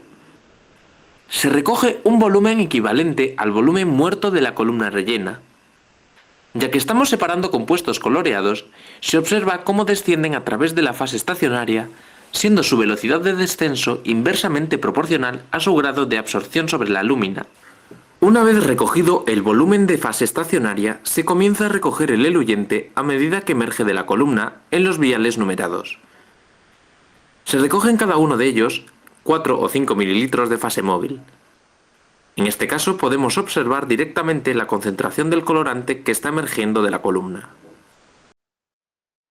La cromatografía en columna se puede desarrollar por gravedad o aplicando aire a presión en la parte superior de la misma. Una vez que ha emergido completamente el primer colorante, se puede cambiar el eluyente para evitar que se demore excesivamente la salida del segundo colorante. Para ello, hay que hacer descender el nivel de agua hasta la arena de la parte superior, y después de cerrar la llave, añadir etanol del 95% y continuar la elución. Si las sustancias que se desea separar no son coloreadas, el procedimiento anterior es igualmente válido, con la única diferencia de tener que recoger a ciegas las fracciones de eluyente a medida que emergen de la columna por gravedad o a presión. El seguimiento de los componentes que van emergiendo disueltos en el eluyente se ha de realizar mediante cromatografía en capa fina, utilizando placas provistas de un adsorbente que contenga una pequeña cantidad de sustancia fluorescente. Con toda su potencia de técnica de separación y su capacidad de proporcionar compuestos de alto grado de pureza, realizar correctamente una cromatografía en columna requiere una dosis considerable de habilidad manual y destreza para dominar la técnica.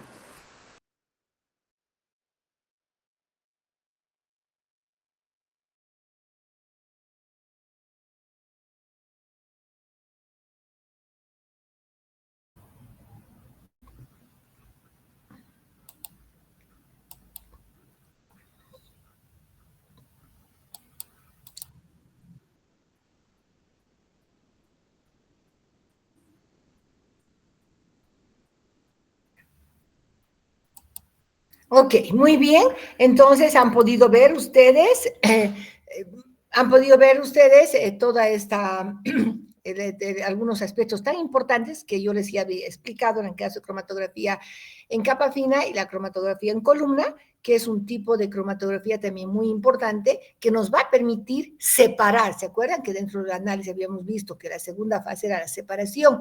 Y decíamos que podíamos utilizar la cromatografía en capa fina, en columna para separar. Nosotros lo que vamos a obtener son fracciones.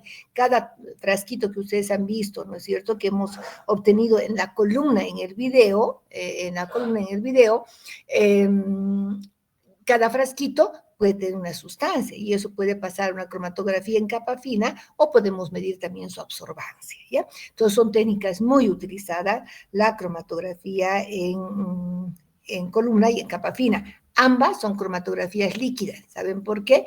Porque el solvente o el eluente que utilizamos es un líquido. Y recuerden también que la muestra tiene que estar solubilizada. No puedo yo poner una muestra seca, un extracto seco, no.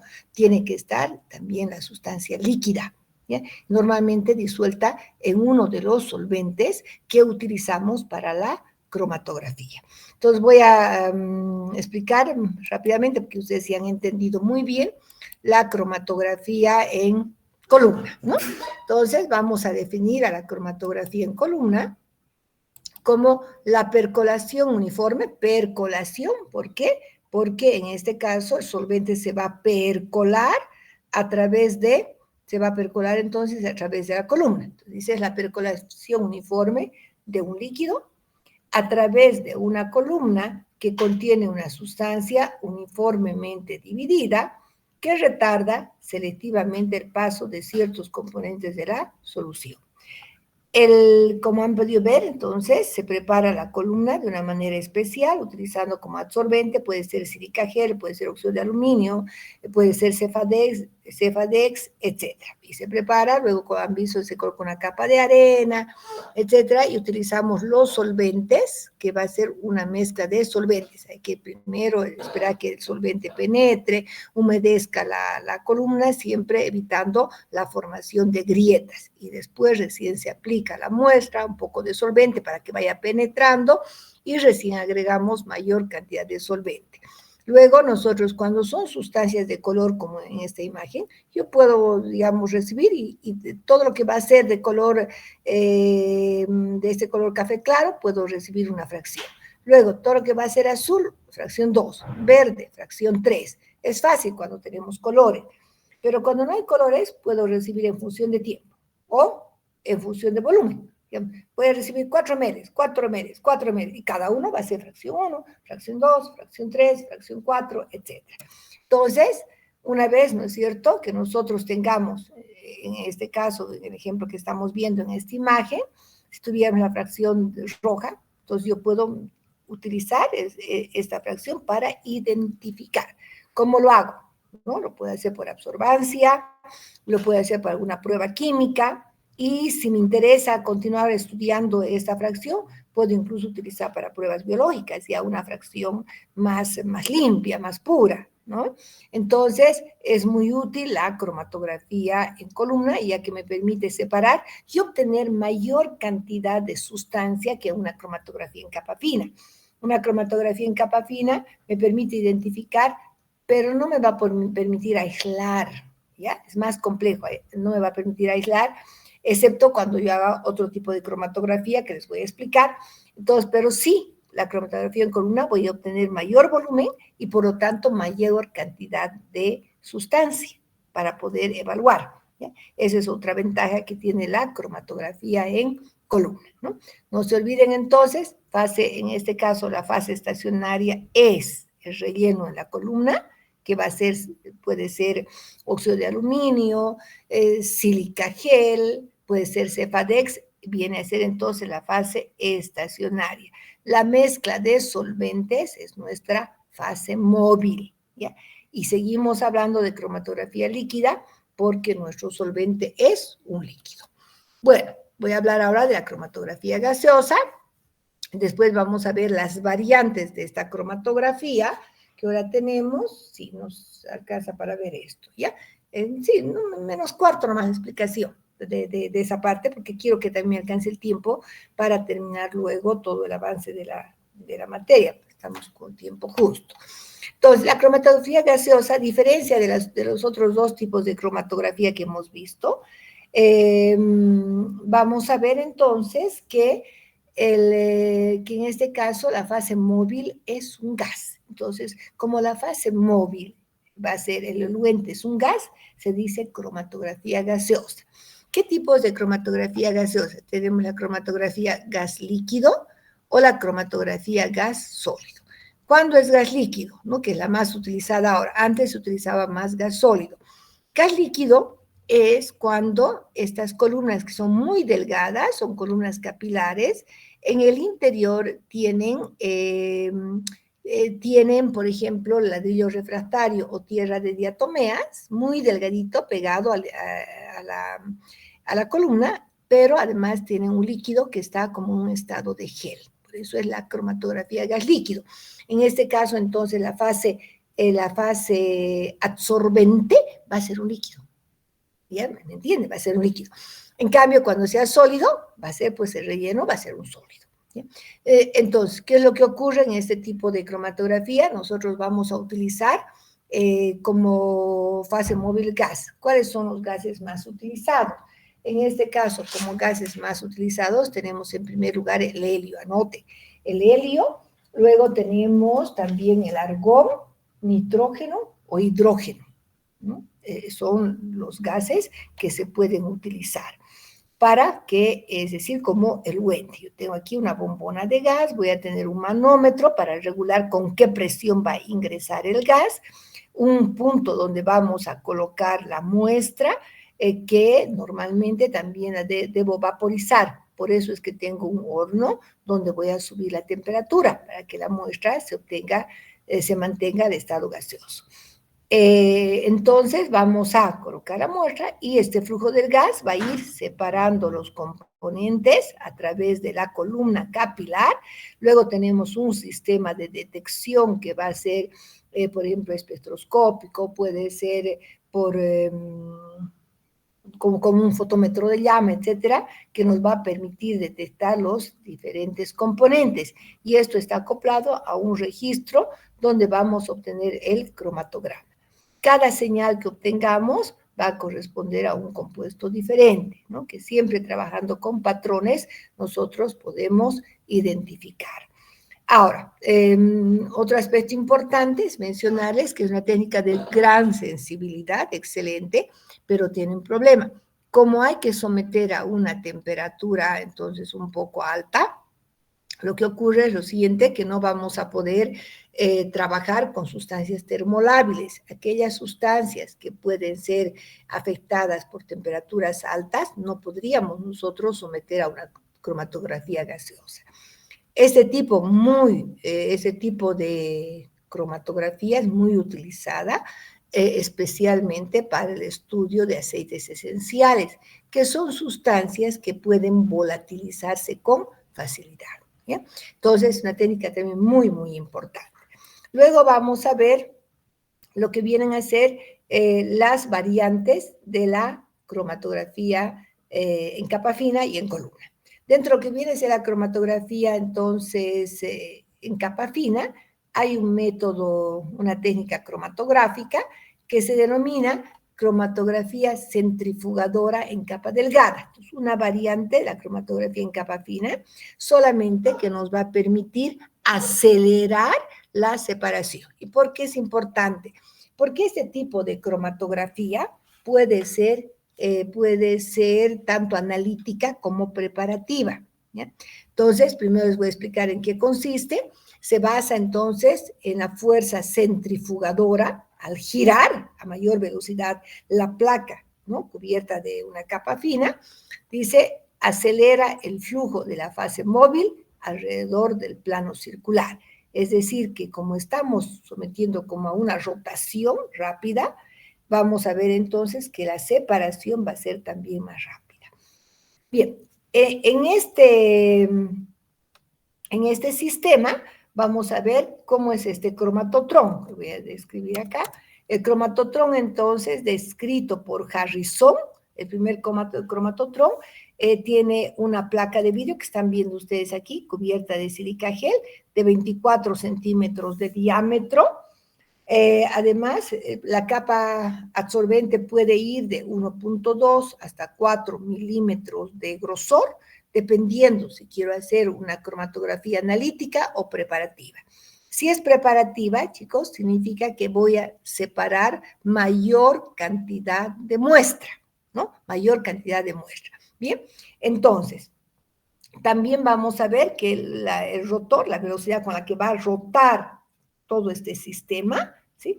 Va a ser más o menos hasta 800 revoluciones por minuto, lo que va a permitir entonces que las sustancias se vayan separando, ¿sí?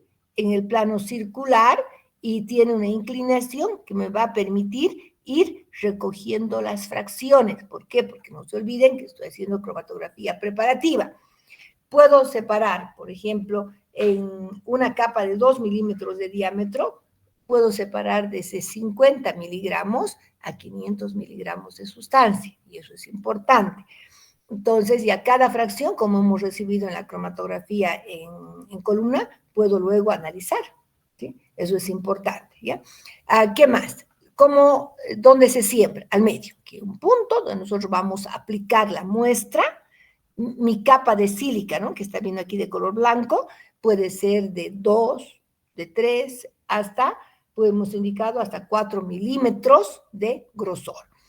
Aplico mi muestra al medio y tengo un sistema de solventes que a medida que va girando va a ir penetrando. Entonces van a entrar los solventes también, un sistema constante, lo que va a permitir que al rotar el disolvente va a ir separando, ¿no? También va a ir moviéndose por capilaridad y va a ir separando más rápidamente las sustancias de tal manera que podemos ir obteniendo fracciones. Es una técnica muy interesante porque pues, nos permite trabajar con mayor cantidad de muestra. Otra técnica que tenemos es la cromatografía flash, que es nada más que una variante de la cromatografía en columna. Ustedes han escuchado cuando decía, también podemos aplicar aire comprimido para mejorar, para acelerar el paso de las sustancias. Sí, entonces la cromatografía flash viene de flash, que significa rápido, ¿no? Rápido, ¿no? Entonces, en este caso, se utiliza más que todo para cromatografía preparativa. Recuerden que la cromatografía preparativa es cuando quiero separar mayor cantidad de sustancias. En este caso podemos utilizar columnas que pueden ir desde 1 centímetro de diámetro a 50 milímetros, ¿no? O sea, desde 1 centímetro a 5 centímetros de diámetro. El relleno se coloca exactamente de la misma manera, ¿sí? No todo, por supuesto, porque necesitamos espacio para el solvente, de la misma manera como hemos visto en el video. Se aplica la muestra, el solvente, igualmente, posteriormente de haber aplicado la muestra, dejar que penetre, etcétera, una buena cantidad de solvente, y miren, por este lugar va a entrar el aire comprimido, ¿no? ¿Por qué? Normalmente ese tipo de separaciones se lleva a cabo a la presión ambiental, ¿no? Entonces es un poco lento, ¿ya? Un poco lento. Tarda a veces 3, 4 horas. En cambio, si yo voy a aumentar la presión al interior de la columna, ¿qué va a ocurrir? ¿No? Entonces el solvente va a poder atravesar más rápidamente la columna, de tal manera que vamos a tener una mejor separación, no tanto mejor, una más rápida separación, ¿ya? Entonces, ¿qué puedo utilizar? Puedo utilizar aire comprimido o puedo utilizar nitrógeno, ¿ya? La presión al interior de mi columna flash puede llegar hasta 2 bares de presión, de tal manera que se puede duplicar o triplicar el paso entonces del solvente, por lo tanto mejorar la separación, ¿ya? Entonces en esto consiste la cromatografía flash, ¿no? Cuando más grueso sea el diámetro tarda un poco más, por eso es importante utilizar cuando queremos separar mayor cantidad de sustancias. Queremos separar o queremos incluso purificar, ¿ya? Muy bien. Ahora, no sé qué hora es, vamos a ver, chicos, si me da tiempo de avanzar. Yo creo que ya no. Entonces, anoten, por favor, estamos quedando en cromatografía de alta presión, que es HPLC, que es otro tipo de cromatografía, entonces, en columna, ¿ya? Y también líquida. Ambas, miren, la cromatografía flash y la cromatografía del cromatotrón, cromatografía centrifugadora, es un tipo de cromatografía también líquida, ¿ya? Porque el solvente es un líquido, ¿ya? Bien, ahora, vamos a pasar entonces hasta aquí. Vamos a retomar esto el día 6 que nos tocaría, porque ahí vamos a terminar todo lo que nos falta. Voy a explicarles rápidamente. ¿Dónde está el tema fitoquímica? Creo que no lo tengo. Dice que haya abierto.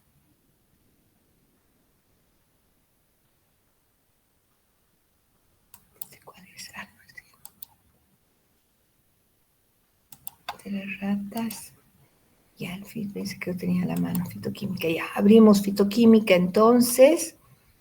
Elementos de fitoquímica.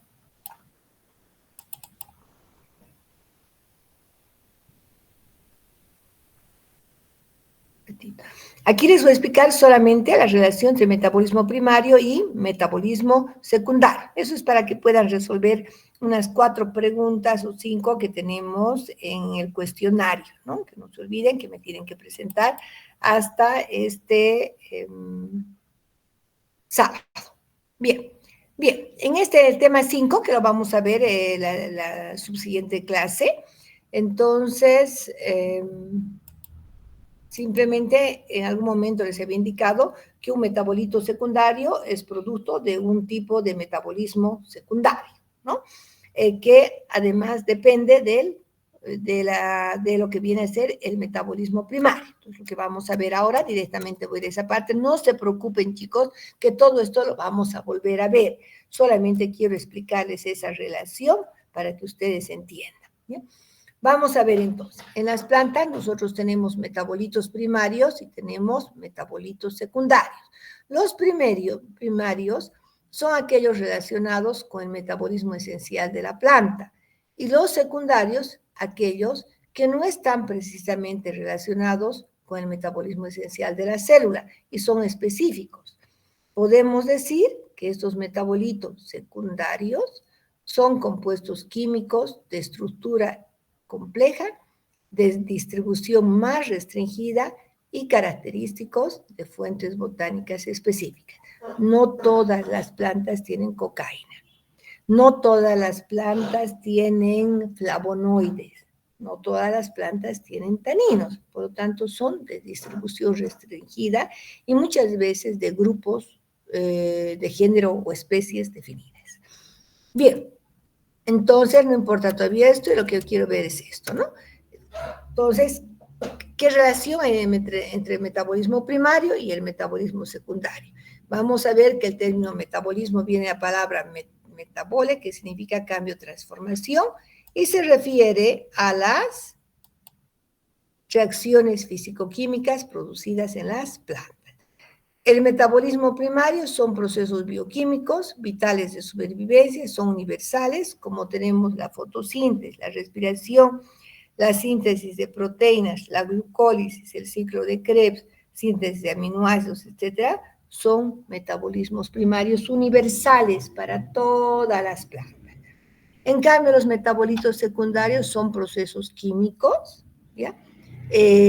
Naturales, que pueden, no sabemos exactamente, pueden ser sustancias que se producen como defensa de la planta o como fitorreguladores, que son únicos, o sea, son específicos a veces de los diferentes grupos, y de estos metabolitos secundarios se obtienen los principios activos que pueden ser utilizados en la industria farmacéutica, en cosmetología, etc.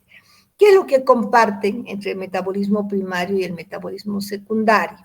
En realidad hay muchos componentes del metabolismo primario que sirven de base para que a partir de esos compuestos se genere una vía metabólica secundaria y se generen los metabolitos secundarios. Es decir, existe dependencia del metabolismo secundario, ¿sí?, del primario. Si no hubiera primario, no podía existir un metabolismo secundario. ¿Entendido? ¿Ya?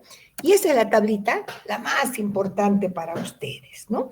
Miren, al medio de color rojo yo he remarcado el metabolismo primario, donde nosotros tenemos, les había indicado, por ejemplo, la fotosíntesis, donde a partir del CO2 y el H2O tenemos nosotros la formación de la glucosa por un proceso de fotosíntesis, ¿no?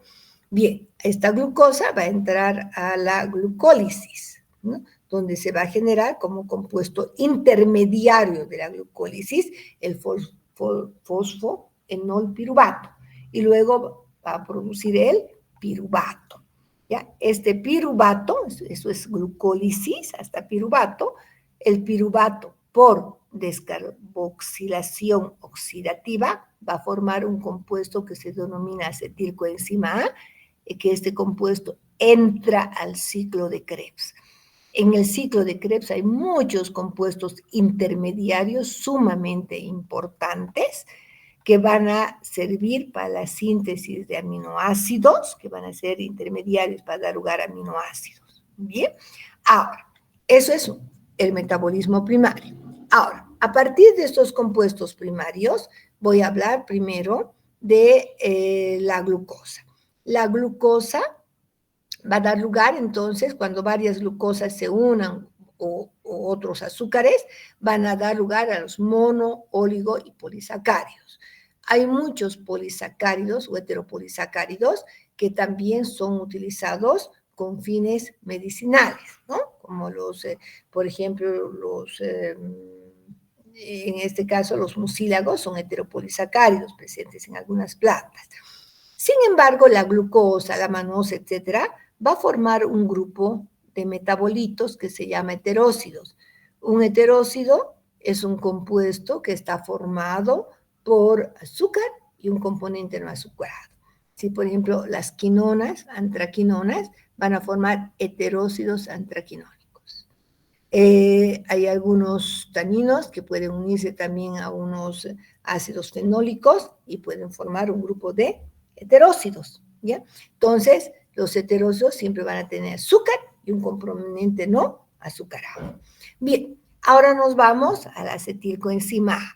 Es un compuesto primario muy importante, es decir, primario, ¿no? Porque está en la vía metabólica primaria, pero sirve de base para que por la vía del poliacetato se formen fenoles, compuestos fenólicos, que las quinonas, antraquinonas, algunos ácidos grasos también, ¿ya?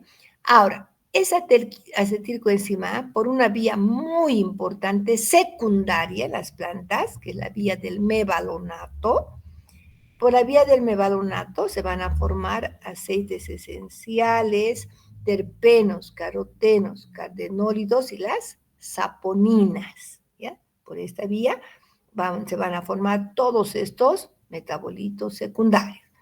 Por otra parte, les decía que dentro del ciclo de Krebs tenemos compuestos intermediarios que van a dar lugar a los aminoácidos. Y los aminoácidos van a formar otro grupo de metabolitos secundarios muy importantes denominados alcaloides, ¿ya? Entonces, pero a su vez también estos aminoácidos van a servir de base para, a partir de aminoácidos, se forme otro grupo de metabolitos denominados heterócidos cianogenéticos y los glucosinolatos, ¿ya? Los glucosinolatos. Sinolatos que también van a derivar entonces de los aminoácidos, ¿ya? Que a su vez derivan de las vías, entonces, de compuestos intermediarios del ciclo de Krebs. Bien, por otra parte, esta acetilcoenzima A, justamente, la acetilcoenzima A y el fosfonolpiruvato, el fosfonolpiruvato va a dar lugar a otra vía metabólica, que es la vía del siquimato. El ácido siquímico va a dar lugar entonces a los siquimatos, juntamente con la acetilcoenzima A. Tanto el ácido siquímico como la acetilcoenzima A van a ser la acetilcoenzima A como precursor primario y el ácido siquímico ya como un compuesto intermediario van a dar lugar a los flavonoides y a los taninos, ¿ya? Por otra parte, estos siquimatos van a dar lugar a algunos aminoácidos cíclicos, triptófano, tirosina, etcétera, que a su vez van a dar también a los alcaloides. Es decir, algunos aminoácidos cíclicos derivan también del ácido siquímico. Entonces, ahí estamos viendo cómo hay dependencia de del metabolismo primario para que se generen las vías metabólicas secundarias, ¿no? Esto se va a hacer, y les voy a explicar, por ejemplo, la vía del mevalonato, ¿no? Cómo a partir de la vía del mevalonato, que tenemos como metabolito primario acetilcoenzima A, ¿ya? Se va a formar el isomevalónico mevalonato, luego a partir de pirofosfato isopientilo, se va a formar el pirofosfato de geranilo de 10 carbonos, y este pirofosfato de geranilo es un precursor inmediato de los monoterpenos. ¿Qué son los monoterpenos? Pertenecen al grupo de los aceites esenciales. Este pirofosfato de geranilo más 5 carbonos va a dar el pirofosfato de farnesilo, que va a ser precursor inmediato de otro metabolito secundario que son los sesquiterpenos.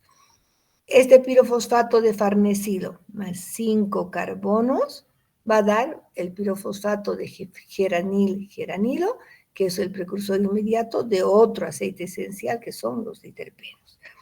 Este pirofosfato de geranilo se dimeriza con otra molécula, va a dar lugar a los carotenoides, donde están incluso algunas vitaminas, como la vitamina A, muy importantes en las plantas. El pirofosfato de geranilo de 15 carbonos se va a dimerizar, va a formar el escualeno, y este va a dar lugar a los triterpenos. Y estos triterpenos van a dar lugar a los esteroides. ¿Qué tipo de metabolitos tenemos aquí? Saponinas y los cardenólidos. Miren, entonces, por la misma vía se van a formar un gran número de metabolitos secundarios, por la vía del mevalonato, los monoterpenos, sesquiterpenos, diterpenos, los carotenoides, las saponinas y los cardenólidos. Entonces, si yo les preguntara, ¿cuál es el metabolito primario? No, vamos a preguntar de otra manera. ¿Cuál sería el precursor primario de los aceites esenciales? ¿Qué me respondería?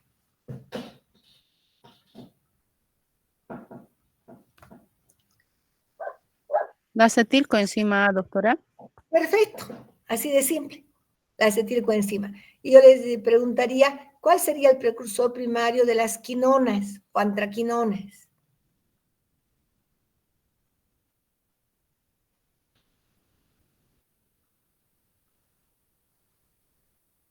¿Cuál sería?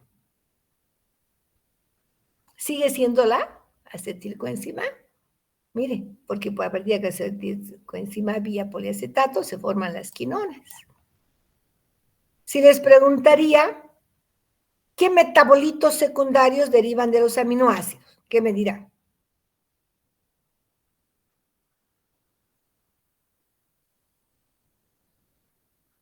¿Qué sería?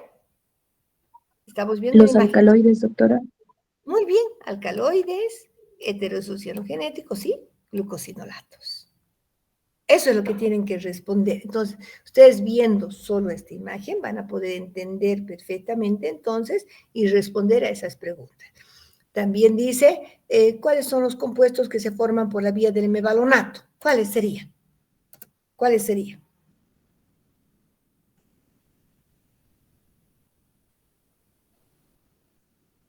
¿Cuáles serían? Monoterpenos, sesquiterpenos, diterpenos, carotenoides, saponinas y cardenólidos, que aquí está también. ¿No es cierto, chicos? Ahí está. Sí. Ya, perfecto. A eso se refiere esas preguntas, entonces, que tienen que responder analizando, por eso les he explicado esta tabla. Pero no se preocupen que todo esto, nosotros este tema lo vamos a volver a ver con calma la subsiguiente clase, porque el otro martes tenemos clases presenciales. ¿En qué va a consistir? Van a llevar físicamente, yo voy a hacer preguntas, no les voy a pedir de memoria, porque como ahora, por eso de los exámenes, no pueden defender, digamos, ¿no?, del trabajo, pero sí me lo van a presentar, porque simplemente lo que ustedes ya han trabajado antes de que comiencen los exámenes, yo les voy a preguntar. El grupo de Rosalía, no sé, de alguien del curso, ¿no? Dígame, por favor, pregunta 1, 2 y 3, ¿qué han respondido? Hemos respondido tal cosa, doctora. Entonces, ¿puede decir, está bien? No. A ver, ¿alguien tiene algo diferente? Vamos a ir entonces resolviendo el cuestionario. que es muy importante porque es un cuestión de comprensión y de investigación. ¿Listo, chicos? Preguntas hasta aquí, por favor, que con esto ya habríamos terminado nuestra clase. Voy a un ratito salir. ¿Ya?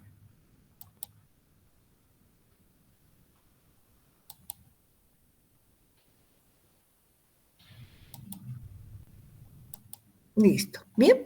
Entonces, si no tenemos preguntas, mire, no me alcanzó el tiempo para mostrarles el video de cromatografía gaseosa, pero les voy a pasar el link. Le voy a pasar el link en Classroom para que ustedes lo puedan ver.